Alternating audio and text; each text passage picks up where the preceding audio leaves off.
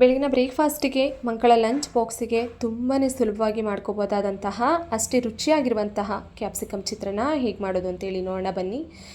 ಮೊದಲನೇದಾಗಿ ನಾನಿಲ್ಲಿ 2 ಕ್ಯಾಪ್ಸಿಕಮನ್ನು ಚೆನ್ನಾಗಿ ತೊಳೆದು ಈ ರೀತಿಯಾಗಿ ಸಣ್ಣ ಸಣ್ಣ ಪೀಸಸ್ಗಳಾಗಿ ಕಟ್ ಮಾಡಿ ತೊಗೊಂಡಿದ್ದೀನಿ. ಕ್ಯಾಪ್ಸಿಕಮ್ ನಿಮಗೆ ಯಾವ ಸೈಜಲ್ಲಿ ಬೇಕೋ ಆ ಸೈಜಲ್ಲಿ ಕಟ್ ಮಾಡಿ ತೊಗೊಳ್ಳಿ, ಪರವಾಗಿಲ್ಲ. ನಾನಿಲ್ಲಿ ಈ ಥರ ಸಣ್ಣದಾಗಿ ಉದ್ದುದಾಗಿ ಕಟ್ ಮಾಡಿ ತೊಗೊಂಡಿದ್ದೀನಿ. ನಂತರ ಒಂದು ಮಿಕ್ಸಿ ಜಾರಿಗೆ 2 ಟೇಬಲ್ ಸ್ಪೂನಷ್ಟು ತೆಂಗಿನಕಾಯಿ ತುರಿನ ಹಾಕೋಬೇಕಾಗುತ್ತೆ. ಹಾಗೆಯೇ 1 ಇಂಚಷ್ಟು ಹಸಿಶುಂಠಿ ಕೂಡ ಸೇರಿಸ್ಕೋಬೇಕಾಗುತ್ತೆ. ಹಾಗೆಯೇ ಖಾರಕ್ಕೆ ತಕ್ಕಂತೆ 4 ಹಸಿಮೆಣಸಿನ್ಕಾಯಿ ಕೂಡ ಸೇರಿಸ್ಕೋಬೇಕಾಗುತ್ತೆ. 1 ಕಡ್ಡಿ ಕರಿಬೇವಿನ ಸೊಪ್ಪು ಕೂಡ ಸೇರಿಸ್ಕೊಳ್ತಾ ಇದ್ದೀನಿ. ಇದ್ರ ಜೊತೆಗೇ 1 ಟೀ ಸ್ಪೂನಷ್ಟು ಜೀರಿಗೆ ಕೂಡ ಸೇರಿಸ್ಕೊಳ್ತಾ ಇದ್ದೀನಿ. ಇದಿಷ್ಟನ್ನು ಸ್ವಲ್ಪ ನೀರನ್ನು ಸೇರಿಸ್ಕೊಳ್ಳಿ. ಜಾಸ್ತಿ ನೀರನ್ನು ಹಾಕೊಳ್ಳೋದಕ್ಕೆ ಹೋಗಬೇಡಿ. ಸ್ವಲ್ಪ ನೀರನ್ನು ಸೇರಿಸ್ಕೊಂಡು ಮಿಕ್ಸಿಯಲ್ಲಿ ತರಿಯಾಗಿ ತಗೋಬೇಕಾಗುತ್ತೆ. ಜಾಸ್ತಿ ಸ್ಮೂತಾಗಿ ಪೇಸ್ಟ್ ಮಾಡ್ಕೋಬಾರ್ದು. ಮಸಾಲೆ ತರಿಯಾಗಿಯೇ ರುಬ್ಕೋಬೇಕು. ಜಾಸ್ತಿ ಸ್ಮೂತಾಗಿ ನೀರನ್ನೆಲ್ಲ ಜಾಸ್ತಿ ಹಾಕ್ಕೊಂಡು ಪೇಸ್ಟ್ ಮಾಡ್ಕೊಳ್ಳೋದಕ್ಕೆ ಹೋಗಬೇಡಿ. ನೋಡಿ, ಈ ರೀತಿಯಾಗಿ ತರಿಯಾಗಿ ಗ್ರೈಂಡ್ ಮಾಡಿಕೊಂಡ್ರೆ ಸಾಕು. ಜಸ್ಟ್ ಆಫ್ ಮಾಡಿಕೊಂಡು ಮಸಾಲೆನ ಈ ಥರ ಪೇಸ್ಟ್ ಮಾಡಿ ತೊಗೋಬೇಕಾಗುತ್ತೆ. ಇವಾಗ ಮಸಾಲೆ ರೆಡಿಯಾಗಿದೆ. ನಂತರ ಸ್ಟವ್ ಮೇಲೆ ಒಂದು ಪಾತ್ರೆನ ಇಟ್ಕೊಳ್ತಾ ಇದ್ದೀನಿ. ಪಾತ್ರೆ ಬಿಸಿ ಆಗಬೇಕು. ಪಾತ್ರೆ ಬಿಸಿಯಾದ ನಂತರ ಇದಕ್ಕೆ 4 ಟೇಬಲ್ ಸ್ಪೂನಷ್ಟು ಆಯಿಲನ್ನು ಹಾಕೋಬೇಕಾಗುತ್ತೆ. ಆಯಿಲು ಬಿಸಿಯಾದ ನಂತರ 1 ಟೀ ಸ್ಪೂನಷ್ಟು ಸಾಸಿವೆನ ಹಾಕೊಳ್ತಾ ಇದ್ದೀನಿ. ಸಾಸಿವೆ ಚಿಟಪಟ ಅಂತ ಸಿಡಿದ ಮೇಲೆ 1 ಟೀ ಸ್ಪೂನಷ್ಟು ಉದ್ದಿನಬೇಳೆ, ಹಾಗೆಯೇ 1 ಟೀ ಸ್ಪೂನಷ್ಟು ಕಡಲೆಬೇಳೆ, 1 ಟೇಬಲ್ ಸ್ಪೂನಷ್ಟು ಕಡಲೆಬೀಜ ಕೂಡ ಸೇರಿಸ್ಕೋಬೇಕಾಗುತ್ತೆ. ಕಡಲೆಬೀಜ ಹಾಕಿದ ನಂತರ 3 ಒಣಗಿದ ಮೆಣಸಿನ್ಕಾಯಿ ಕೂಡ ನಾನಿಲ್ಲಿ ಸೇರಿಸ್ಕೊಳ್ತಾ ಇದ್ದೀನಿ. ಇದಿಷ್ಟನ್ನು ಮೀಡಿಯಂ ಫ್ಲೇಮಲ್ಲಿ ಚೆನ್ನಾಗಿ ಫ್ರೈ ಮಾಡ್ಕೋಬೇಕಾಗುತ್ತೆ. ನಂತರ ಇದಕ್ಕೆ 1 ಟೇಬಲ್ ಸ್ಪೂನಷ್ಟು ಗೋಡಂಬಿನ ಸೇರಿಸ್ಕೊಳ್ತಾ ಇದ್ದೀನಿ. ಗೋಡಂಬಿ ಇದ್ದರೆ ಸೇರಿಸ್ಕೋಬೋದು, ಇಲ್ಲಾಂದರೆ ಪರವಾಗಿಲ್ಲ, ಸ್ಕಿಪ್ ಮಾಡ್ಕೊಳ್ಳಿ. ಹಿಂಗನ್ನು ಸೇರಿಸ್ಕೊಳ್ತಾ ಇದ್ದೀನಿ. ಹಾಗೆಯೇ 1/4 ಟೀ ಸ್ಪೂನಷ್ಟು ಅರಿಶಿಣ ಕೂಡ ಸೇರಿಸ್ಕೊಳ್ತಾ ಇದ್ದೀನಿ. ಇವಾಗ ನಾನು ಇದಕ್ಕೆ ಮೊದಲೇ ಚೆನ್ನಾಗಿ ತೊಳೆದು ಕಟ್ ಮಾಡಿ ಇಟ್ಕೊಂಡಿದ್ದಂತಹ ಕ್ಯಾಪ್ಸಿಕಮನ್ನು ಸೇರಿಸ್ಕೊಳ್ತಾ ಇದ್ದೀನಿ.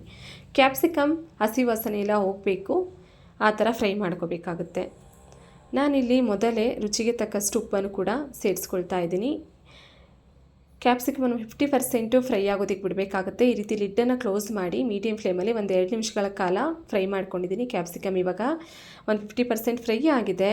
ಇದಕ್ಕೆ ನಾನು ಮೊದಲೇ ರುಬ್ಬಿಟ್ಕೊಂಡಿರುವಂತಹ ತೆಂಗಿನಕಾಯಿ ಮಿಶ್ರಣನ ಸೇರಿಸ್ಕೊಳ್ತಾ ಇದ್ದೀನಿ.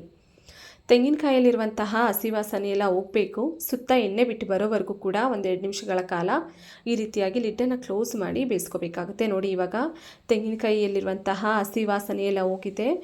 ಗೊಜ್ಜು ಕೂಡ ಅಷ್ಟೇ ಚೆನ್ನಾಗಿ ರೆಡಿಯಾಗಿದೆ. ಇವಾಗ ಇದಕ್ಕೆ ಚೆನ್ನಾಗಿ ತೊಳೆದು ಸಣ್ಣದಾಗಿ ಕಟ್ ಮಾಡಿ ಇಟ್ಕೊಂಡಿರುವಂತಹ ಕೊತ್ತಂಬರಿ ಸೊಪ್ಪನ್ನು ಸೇರಿಸ್ಕೊಳ್ತಾ ಇದ್ದೀನಿ. ನಂತರ ನಾನಿಲ್ಲಿ ಗ್ಯಾಸ್ ಫ್ಲೇಮನ್ನು ಆಫ್ ಮಾಡ್ಕೊಳ್ತಾ ಇದ್ದೀನಿ. ಇದಕ್ಕೆ 1 ನಿಂಬೆಹಣ್ಣಿನ ರಸನೂ ಕೂಡ ಸೇರಿಸ್ಕೊಳ್ತಾ ಇದ್ದೀನಿ. ನಿಂಬೆಹಣ್ಣಿನ ರಸವನ್ನು ಸೇರಿಸಿದ ನಂತರ ಮತ್ತೊಮ್ಮೆ ಚೆನ್ನಾಗಿ ಮಿಕ್ಸ್ ಮಾಡ್ಕೊಳ್ಳಿ. ನೋಡಿ, ಮಿಕ್ಸ್ ಮಾಡಿದ ನಂತರ ತೋರಿಸ್ತಾ ಇದ್ದೀನಿ ಗೊಜ್ಜು ಎಷ್ಟು ಪರ್ಫೆಕ್ಟಾಗಿ ರೆಡಿಯಾಗಿದೆ ಅಂತೇಳಿ. ನೋಡೋದಕ್ಕೆ ಎಷ್ಟು ಚೆನ್ನಾಗಿದೆಯೋ ರುಚಿನೂ ಕೂಡ ಅಷ್ಟು ಚೆನ್ನಾಗಿರುತ್ತೆ. ಮಕ್ಕಳಿಗೆ, ಮನೇಲಿ ಎಲ್ರಿಗೂ ಕೂಡ ತುಂಬಾ ಇಷ್ಟ ಆಗುವಂತಹ ಈ ಒಂದು ರೆಸಿಪಿ ಅಂದರೆ ಕ್ಯಾಪ್ಸಿಕಮ್ ಚಿತ್ರಾನ್ನ. ಒಂದು ಸಲ ಟ್ರೈ ಮಾಡಿ ನೋಡಿ.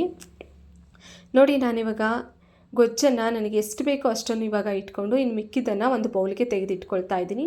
ನಿಮಗೆ ಯಾವಾಗಾದರೂ ಬೇಕಿದ್ದರೆ ಮತ್ತೊಮ್ಮೆ ಆ ಗೊಜ್ಜನ್ನು ನೀವು ಉಪಯೋಗಿಸ್ಕೋಬೋದು.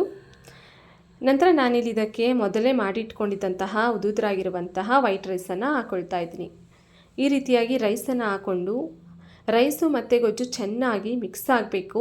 ಆ ರೀತಿಯಾಗಿ ಕಲಿಸ್ಕೋಬೇಕಾಗುತ್ತೆ. ನೋಡಿ, ಈ ರೀತಿಯಾಗಿ ಗೊಜ್ಜು ಮತ್ತು ರೈಸು ಎಲ್ಲ ಕೂಡ ಚೆನ್ನಾಗಿ ಬೆರ್ತಿದೆ. ಆ ರೀತಿಯಾಗಿ ಕಲಿಸ್ಕೊಂಡು ತೋರಿಸ್ತಾ ಇದ್ದೀನಿ. ನೋಡಿ, ಚಿತ್ರಾನ್ನ ಎಷ್ಟು ಚೆನ್ನಾಗಿ ಕಾಣಿಸ್ತಾ ಇದೆ. ನೋಡೋದಕ್ಕೆ ಎಷ್ಟು ಚೆನ್ನಾಗಿ ಕಾಣಿಸ್ತಿದೆಯೋ ಅಷ್ಟೇ ರುಚಿಯಾಗೂ ಕೂಡ ಇರುತ್ತೆ. ಒಂದ್ಸಲ ನೀವು ಟ್ರೈ ಮಾಡಲೇಬೇಕು. ಯಾರಿಗಾದರೂ ಈ ಒಂದು ರೆಸಿಪಿ ಇಷ್ಟ ಆಗಿದ್ದರೆ ಪ್ಲೀಸ್ ನನ್ನ ಚಾನಲನ್ನು ಸಬ್ಸ್ಕ್ರೈಬ್ ಮಾಡ್ಕೊಳ್ಳಿ. ಹಾಗೆಯೇ ಪಕ್ಕದಲ್ಲಿ ಬರುವಂತಹ ಬೆಲ್ ಐಕಾನನ್ನು ಕೂಡ ಕ್ಲಿಕ್ ಮಾಡಿ. Thanks for watching.